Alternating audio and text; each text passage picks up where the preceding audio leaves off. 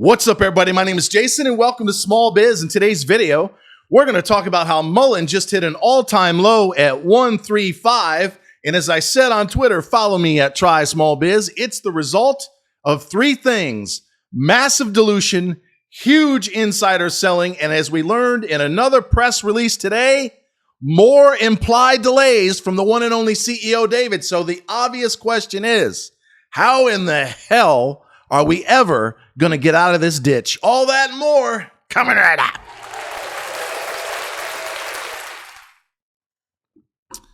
All right, ladies and gentlemen, I hope you're having a fantastic Tuesday. We're pushing 100 degrees here in the northern suburbs of Atlanta. I want to quickly mention before we get started, in which I'm going to cover multiple levels of resistance and exactly what I would do if I own the stock or I didn't before the end of today's episode. So last night, follow me on Twitter, Facebook, LinkedIn, and of course, YouTube community wall. In addition to these videos, I put out our pricing model. If you want to be one of only 300 premium members, we currently have 285. Thank you very much. Without you, this is not possible. You log into trysmallbiz.com as a new member and you get a premium membership. It's $60 a month or $600 for the year, which works out to $50 a month or a 60% savings. Currently, you're on the homepage 100 times a day. I promote you in print, as I did again this afternoon, to more than 170,000 people on social media. You can write articles, you can get 5-star reviews,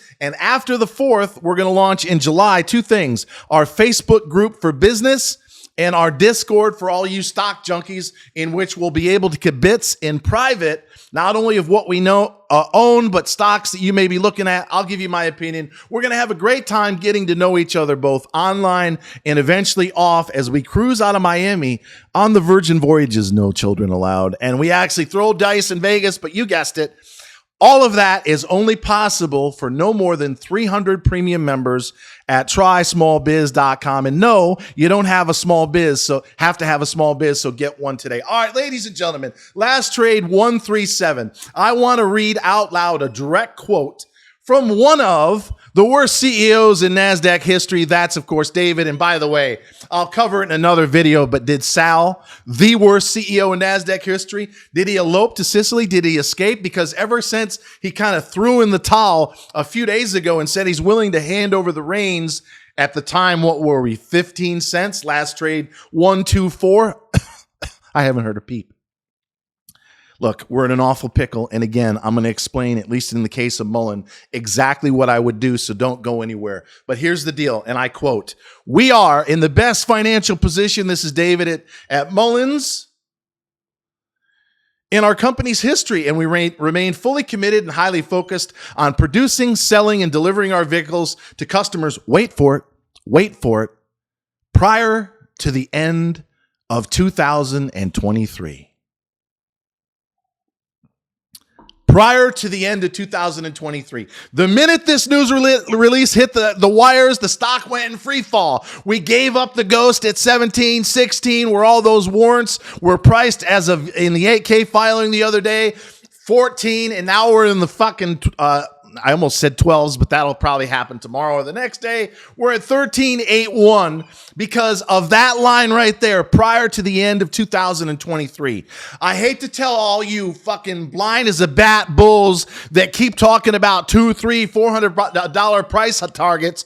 We're never going to get to $1, in my opinion, organically without a reverse split. Why? We learned, as I covered yesterday, there's upwards of 3 billion shares fully diluted that are hitting the street as we speak. We also learned that there's 3 insiders that control roughly 90% of that, 2.144 billion to be exact, that apparently want out of Dodge. Because if you understand the stock market as I do, follow me on Twitter, 30 years trading this market, half of it as a broker from 93 to 07. We're actually up 700% in the last 15 months. The last 11 trades, almost 400%. Is your broker doing that? I don't think so. So while I own the mistake of MCOM, and in this case, Muln, it's not going to kill us. Even if I took an 80% loss right now across the board on both of them, I'm still up more than 650%, top 1/2 of 1% worldwide in the last 15 months. I say that not to brag, believe me. I'm somewhat of a humble guy, but you have to constantly tell people what is the real fucking deal. Otherwise, they're never going to pay attention, and they're certainly not going to support our cause, which is desperately needed at trysmallbiz.com. But ever since David uttered those words of prior to the end of 2023, the jig is up. The game is over. In my opinion, we have a 50% chance of going to a dime. And if you think, and that's in the next few weeks, if you think about all the reverse splits, XELA, HLBZ, and many others that you've been through, BBIG, which went down now, 90% from when we got out before the split, they normally come down to below a dime. XELA, I believe, got down to 2.5 cents before the reverse split. So now that we know we've got upwards of 3 billion shares, even though they're sitting on $235 to $250 million worth of cash, he has to come out with that whammy and say it's the end of the year. If we're going to be honest with ourselves, ladies and gentlemen, we were supposed to have deliveries, 6 months ago in June. Then it became July to September. Then it became at the start of Q3. Now it's the end of the year. So as many of you rightly pointed out, in my opinion, this is more carrot dangling. He knows that he's got the votes, by the way, by way of preferred shares. Remember XELA and PAR? He took out that 1 million shares of preferred before the reverse split. Don't think for a second, for all you that claim you're going to be voting no and willing to send this to the bulletin board, that they don't already have the votes. This August 3rd vote, which includes, among other things, as much as a 1 for a 2 or 1 for 100 reverse split, it's a formality. It's a way to help you with your ass being on fire to feel a little less bitter. They already have the votes. And this wording prior to the end of 2023, in my opinion, along with many of you, means we're going to have that vote August 3rd. We're going to have the split before, I believe it's the September 7th deadline in terms of NASDAQ compliance.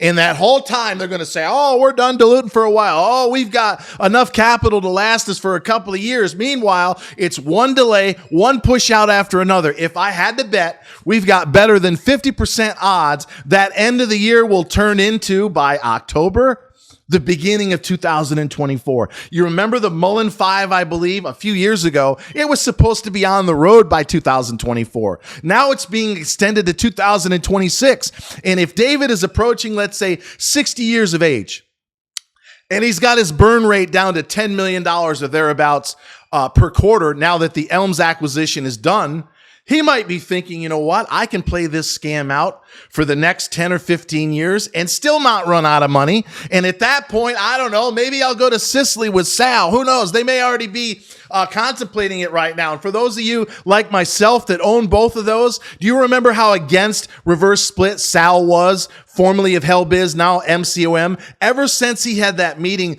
with David, the CEO of Muln, I believe it was in February, it's just one dilution after another. If you're asking yourself, like I have, why did Sal at MCOM go from buying millions of shares under HellBiz as high as $3.50 a share to buying absolutely none since the reverse split and the drop to 90 cents a share? Answer, probably because he knew he was going to throw in the towel at 12.5 cents all along.